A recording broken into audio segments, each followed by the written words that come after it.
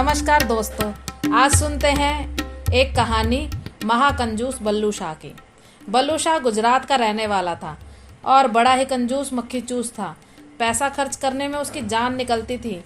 दूसरों की कौन कहे, उसे तो अपने आप पर भी पैसा खर्च करने का मन नहीं करता था। एक दिन की बात है, उसने ऊंचे खजूर के पेड़ पर बढ़िया खजूर पके हुए देखे। बल्लू शाह का जी ललचा गया, मगर उस ऊंचाई पर खजूर तोड़े तो कैसे? किसी दूसरे से कहेगा तो मजूरी मांग बैठेगा कोई और। इतने छोटे काम के लिए मजूरी देना बल्लू शाह को गवारा न था। अंत में उसने खुद ही पेड़ पर चढ़ने की सोची। बल्लू शाह कभी किसी खजूर के पेड़ पर चढ़ा नहीं था, मगर जैसे तैसे कोशिश करके सिरे पर पहुंच ही गया। वह खजूर तोड़ने ही वाला था कि अचानक उसकी निगाह नीचे जमीन पर गई। उसने देखा कि जमीन तो पताल की सी नजर आ रही है और वह खुद उधर अधर में लटका हुआ है। डर के मारे बल्लू शाह के हाथ पैर फूल गए। उस ऊंचाई तक पहुंचने में उसका दम पहले ही खुश्क हो गया था। अब जो इस मुसीबत पर ध्यान गया तो हाथ की पकड़ भी ढीली होने लगी। उसे लगा कि मैं अब तब गिरा और गिरा तो मरा। उसने इधर उधर देखा और आसपास कोई भी न था। अब भगवान के सिवा उसका कुछ और नहीं था। अगर भगवान ने बचा ले तो सब कुछ करने को तैयार हूँ। उसने मन में ये प्रण किया कि सही सलामत नीचे उतर गया तो 1000 ब्राह्मणों को भोजन कराऊंगा। इस प्रण के बाद उसकी हिम्मत कुछ बढ़ गई। वह थोड़ा नीचे सरक आया। नीचे सरकते सरकते ही उसे लगा कि इतनी सी बात के लिए 1000 ब्राह्मणों को खाना खिलाना कुछ ज़्यादा नहीं है। अगर सिर्फ 500 को खिलाया जाए तो भगवान संतुष्ट हो सकते हैं। इतनी बड़ी संख्या को एक साथ खिलाने में जो परेशानी होगी उसे भगवान अच्छी तरह समझ सकते हैं।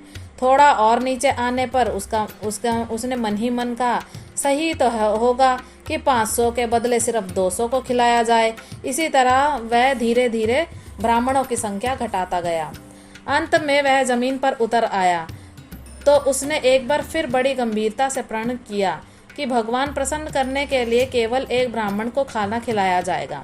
बल्लू शाह घर को रवाना हुआ। रास्ते में वह यह हिसाब लगाने लगा कि एक ब्राह्मण को खिलाने में कम खर्च नहीं होने का। किसी तरह वह खर्च उसको भी घटाना चाहता था। सबसे अच्छा तरीका यह था कि वह ऐसे ब्राह्मण को बुलाए जो कम खाता हो, लेकिन ऐसा ब्राह्मण खोजे बिना नहीं मिल सकता था। कम खाने वाले ब्राह्मण की खोज में बल्लू शाह सारे गांव में घूम रहा था। काफी दौड़ धूप करने के बाद पता चला कि एक जानकी दास नाम का ब्राह्मण बहुत कम खाता है, परंतु जानकी दास बहुत चतुर था। उसने बल्लू शाह के बारे में सब कुछ सुन रखा था। जब बल्लू शाह ने उसे खाने का निमंत्रण दिया तो वह फौरन राजी हो गया। घर जाकर बल्लू शाह ने अपनी बीवी को अपने प्रण की बात बताई। साथ ही यह भी बताया कि उसने एक ब्राह्मण को खाने के लिए निमंत्रण दिया है। वह ब्राह्मण दूसरे ही दिन खाने आने वाला है। शामली, उसने अपनी बीवी से कहा, भगवान को प्रसन्न करने के लिए ब्राह्मण को खिलाना ही पड़ेगा। खिलाने पिलाने का सारा इंतजाम तुम्हारे जिम्मे है। इस बात पर पूरा ध्यान रखना कि खर्च कम से कम हो। अगले दिन बल्लू शाह किसी काम से बाहर जाना था। बल्लू शाह को तो उसने सोचा कि कुछ मुनाफा ही कमा लूं आज, ताकि ब्राह्मण का भोजन का खर्च निकल आए। वैसे तो मुझे खुद उसकी सेवा करनी चाहिए थी, लेकिन कोई बात नहीं, मेरी बीवी ही उसकी सेवा कर लेगी। तो उसने बीवी को समझाया, मुझे बहुत ज़रूरी काम करने हैं, इसलिए तुम्ही को सब करना पड़ेगा। उस दिन जानकी दास ने सवेरे सवेरे बल्लू शाह को पैंट की ओर जाते देखा। मौका देखकर वह उसी दम बल्लू शाह के घर जा पहुंचा। असल में वह यह देखना चाहता था कि उसकी दावत का इंतजाम किस तरह हो रहा है। शामली ने अपने मेहमान को इतने सवेरे आया देखा तो उलझन में फंस गई। उसने जानकीदास को प्रणाम किया और एक अच्छी जगह पर आसन देकर बिठाया। मैं जरा मंदिर में दर्शन करने जा रहा था, जानकीदास ने कहा। रास्ते में मैंने बल्लू शाह को देखा, वह कुछ जल्दी में था। मैंने सोचा कि तुम्हें शायद कुछ मदद की या सलाह की जरूरत हो, सो मैं हाजिर हो गया। आपकी बड़ी कृपा है, शामली ने कहा। आपके भोजन की सारी तैयारी विधि नियम से हो रही है। यदि आपकी कोई और आज्ञा हो तो मैं उसी मुताबिक काम करूंगी। यह तो मामूली बात है, जानकीदास ने कहा, लेकिन एक जरूरी बात ध्यान में रखनी होगी।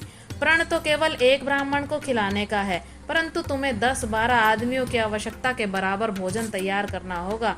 मुझे यकीन है कि जो कुछ पकाया जाना है वह तुम्हें मालूम होगा। शामली ने उन सब चीजों का नाम बताए और जो वो पकाने वाली थी।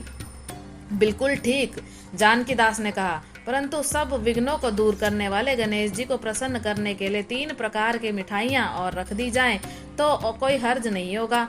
जब प्रसन्न करना ही है तो सभी देवताओं को प्रसन्न क्यों ना करें।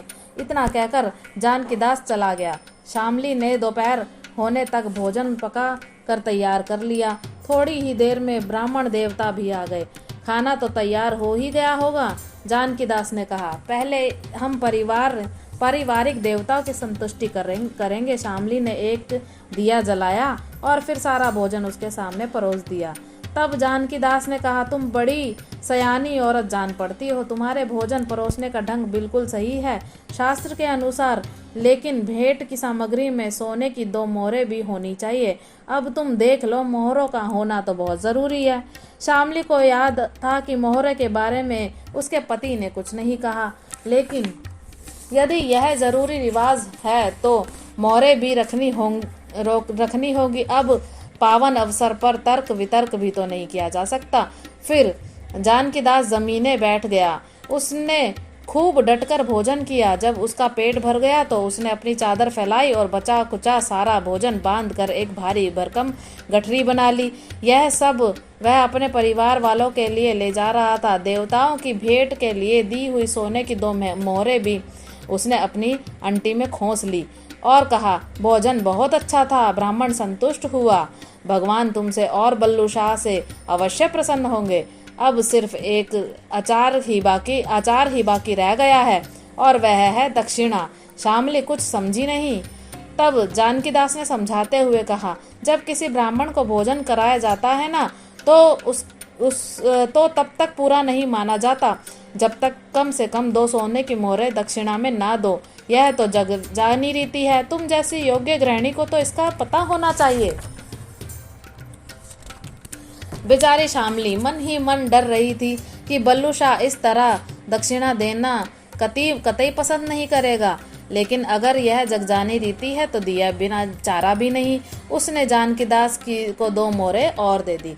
पूरी तरह संतुष्ट होकर जानकीदास जब घर लौटा, घर आकर उसने अपनी पत्नी से कहा कि कुछ देर में बल्लू शाह हमारे घर आएगा। उस समय वह बहुत गुस्से में होगा। उसके आने पर तुम्हें जो कुछ करना है उसे गौर से सुनो। ऐसा कहकर जानकीदास ने अपनी पत्नी को कुछ बातें बताई। इसके बाद वह अपने कमरे में जाकर सो गया। उसका पेट इतना भरा था कि मारे आलस्य के थोड़ी ही देर में खर्राटे भरने लगा। उधर बल्लू शाह का घर पहुंचा तो अंधेरा हो चला। शामली ने उसे ब्राह्मण के खाने की और दक्षिणा ले जाने की बात कही। बल्लू शाह ने ब्राह्मण की कारस्तानी सुनी तो मारे गुस्से के आग बबूला हो गया और वह डंडा उठाकर उसी क्षण जानकीदास के घर की ओर दौड़ पड़ा। ब्राह्मण की पत्नी ने बल्लू शाह को डंडा लेकर आते देखा तो वह छाती पीटती हुई दहाड़ मार कर रोने लगी। अरे दुष्ट, उसने चीख चीख कर कहा, तूने मेरे पति का क्या हाल कर बना दिया। तूने उन्हें जहर खिला दिया। तूने कहा, हाँ तूने ही, तेरे घर ही खाना खाकर आए थे, उनका यह हाल हुआ है। अगर मेरे पति मर गए तो तू भी बच नहीं सकेगा। पुलिस आएगी और तुझे पकड़कर फांसी पर चढ़ा देगी। हे भगवान, अगर मेरे पति मर गए तो मेरे बच्चों का क्या होगा। जरा धीरे बोलो, बल्लू शाह ने गिड़गिड़ाकर कहा। लोग सुन लेंगे तो तुम डॉक्टर क्यों नहीं बुला लेती। डॉक्टर, ब्राह्मण की पत्नी ने गला फाड़ कर पूछा। उसकी फीस का क्या होगा? हमारे पास डॉक्टर को देने के लिए पैसा भी नहीं है। फौरन 10 सोने की मोहरें दो और मैं अभी डॉक्टर बुलवाती हूँ। अगर उनका इलाज करने के लिए डॉक्टर नहीं मिला तो तुझे फांसी होगी, जरूर होगी। तुम मुझे जरा घर जाने का समय तो दो। बल्लू कंजूस ने वैसे ही गिड़गिड़ाकर कहा, भगवान की खातिर थोड़ा समय दे दो। तुम मेरे साथ किसी को भेज दो, मैं उसी के हाथ 10 मोहरें भिजवा दूंगा, सोने की मोहरें।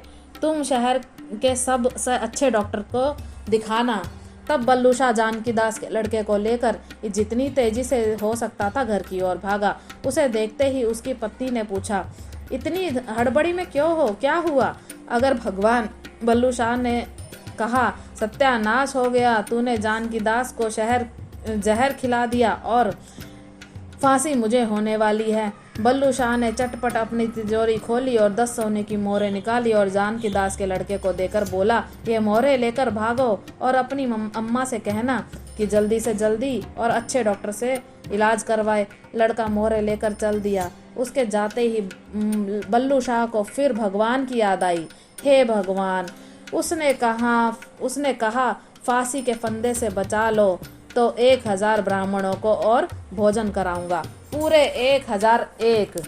तो हमने इस कहानी से क्या सीखा कि लालच बुरी बला है। धन्यवाद।